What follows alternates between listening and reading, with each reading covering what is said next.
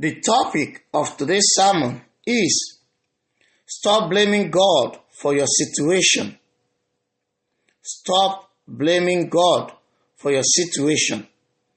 The Bible reading is from the book of Hosea, chapter 4, verses 4 to 6. Many people find themselves in a hopeless situation because they do not acknowledge God in their ways and they have rejected His teachings. Several people, including the Christians, like to utilize their own wisdom and do things their own way instead of following the instructions of the Lord and rely on the wisdom of God. They have forgotten that anyone who ignores the law of God lacks knowledge, and such a person will certainly perish.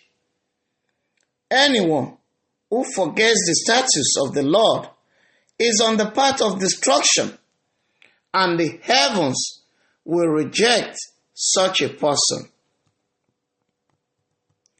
You must not refuse to obey the Lord your God if you want your situation to change positively, because obedience is the key that will transform your life. If you don't want to be doomed, but survive in this perilous world, do not refuse to acknowledge God in all your ways.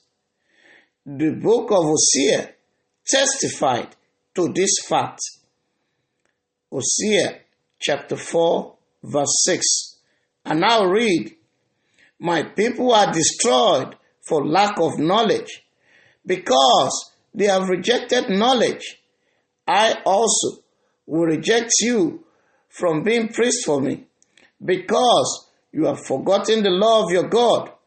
I also will forget your children."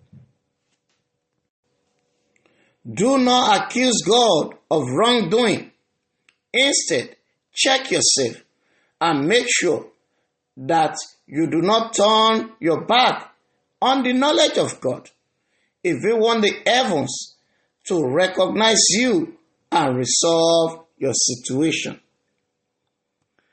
Do not blame God for your hopeless situation, because it is the lack of knowledge and disobedience that puts you in that precarious state.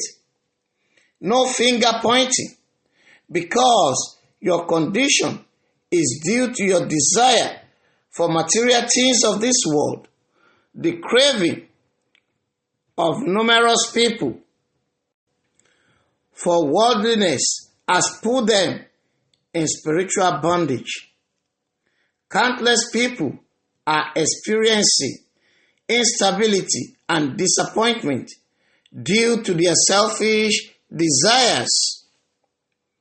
Greediness and evil desires have given the devil the opportunity to imprison them spiritually.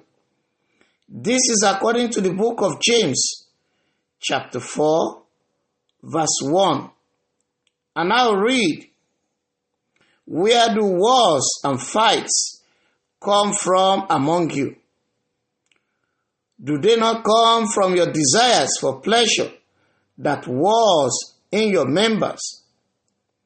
Therefore, be sure that your desires are not against God, or make you ruin your relationship with your Creator.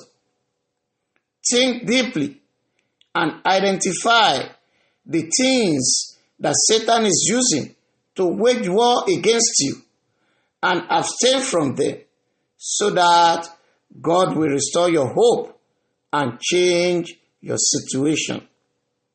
May the Lord bless His words.